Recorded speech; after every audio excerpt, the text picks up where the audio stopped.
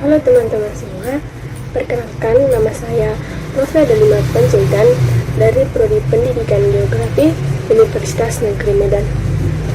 Pada kesempatan kali ini, saya akan menjelaskan materi mengenai dasar fisika angin ranjau.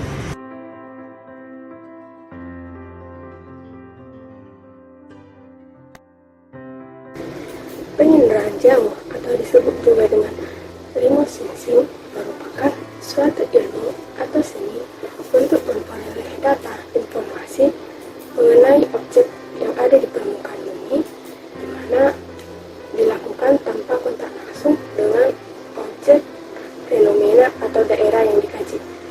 Jadi, artinya di sini dalam proses pengambilan data dilakukan di udara dan tidak kontak langsung dengan objek yang dikajinya.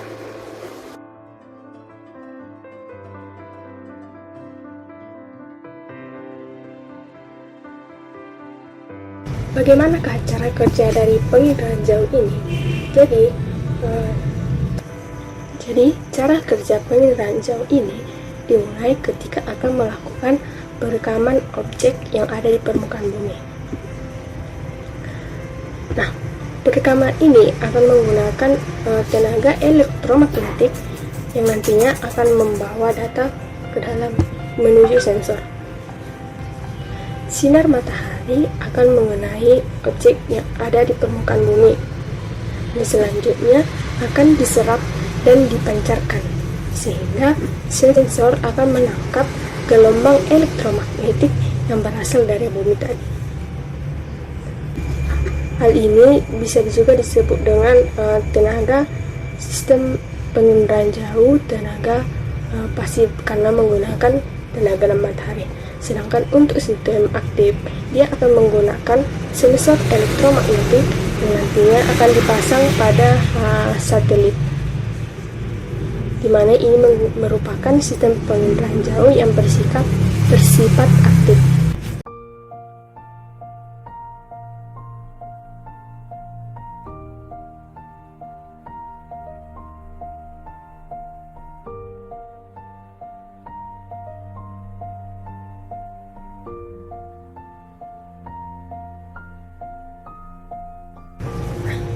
Setelah sensor ini menangkap gelombang elektromagnetik, nanti akan diolah menjadi sinyal digital yang nantinya akan tersimpan dalam penyimpanan data.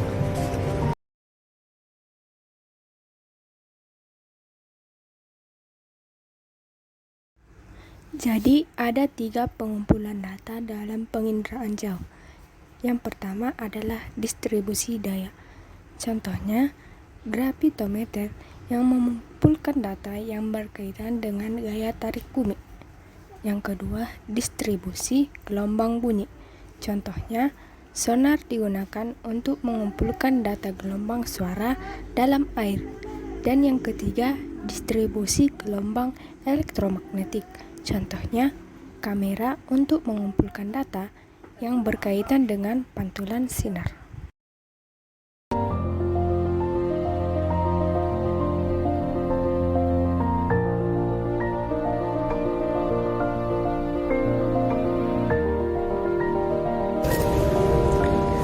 Tenaga elektromagnetik dari sinar matahari ini dipancarkan dengan berbagai panjang gelombang dengan sifat yang tetap.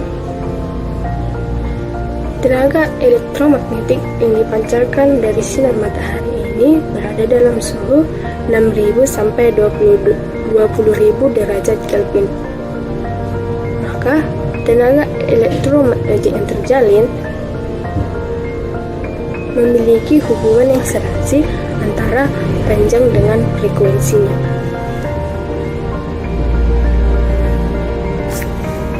Tenaga elektromagnetik yang membentuk gelombang elektromagnetik dapat diklasifikasikan menjadi spektrum dan saluran yang digambarkan dalam gambar berikut ini, yang ditunjukkan pada gambar berikut ini.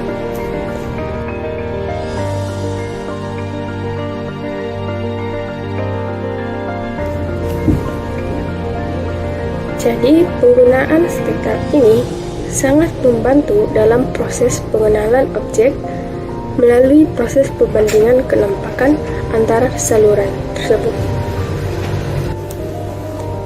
Jadi pengenalan pola spektral ini sangat penting dalam penginderaan jauh dikarenakan digunakan dalam memahami pantulan spektral suatu objek yang nantinya akan memberikan kemudahan bagi user atau pengguna untuk memahami konsep dan analisis dalam penginderaan jauh tersebut.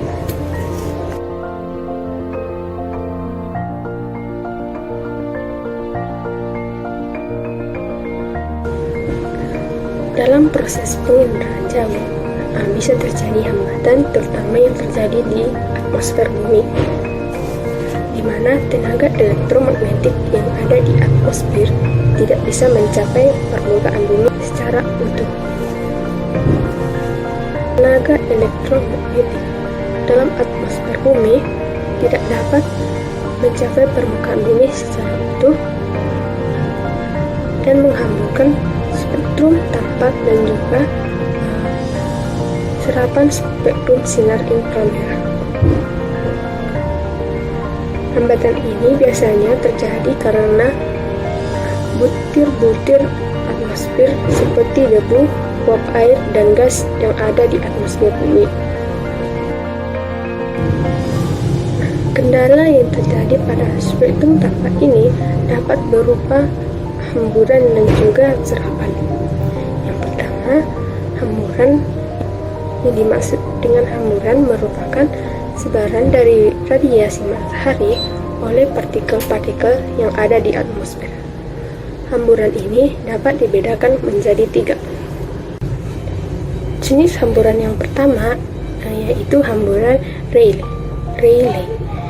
Jadi, hamburan Rayleigh ini merupakan hamburan yang terjadi ketika cuaca cerah dan panjang gelombang pendek menjadi lebih kuat karena tenaga radiasi matahari berinteraksi dengan partikel mikro yang berukuran jauh lebih panjang daripada gelombang yang melewati.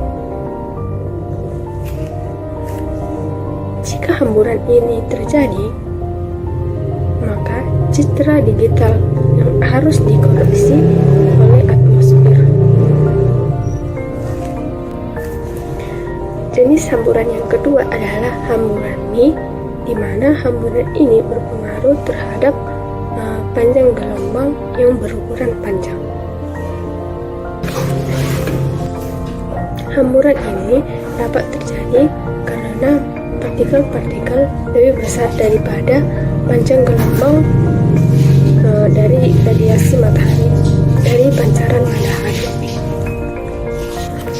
Contoh partikel yang menyebabkan hamburan Mie adalah uap air dan juga debu. Kondisi ini biasanya terjadi karena cuaca agak gelap. Jenis hamburan yang ketiga adalah hamburan non-selektif. Hamburan ini terjadi ketika gelombang menabrak partikel dengan diameter yang lebih besar dibandingkan dengan panjang gelombang. Hamburan ini akan mempengaruhi seluruh panjang gelombang, yaitu sinar tampak dan juga perluasannya. Kondisi seperti inilah yang menyebabkan awan dan kabut berwarna putih pada semua panjang gelombang. Jenis hambatan yang kedua adalah serapan. Jadi serapan ini merupakan suatu peristiwa yang menyebabkan hilangnya tenaga pada spektrum cahaya tertentu. Hambatan berupa penyerapan ini biasanya terjadi karena uap air dan juga karbon dioksida serta ozon. Demikianlah materi yang bisa saya sampaikan. Apabila terdapat kesalahan dalam penyampaian saya memohon maaf dan semoga video ini dapat bermanfaat bagi kita semua. Sekian dan terima kasih.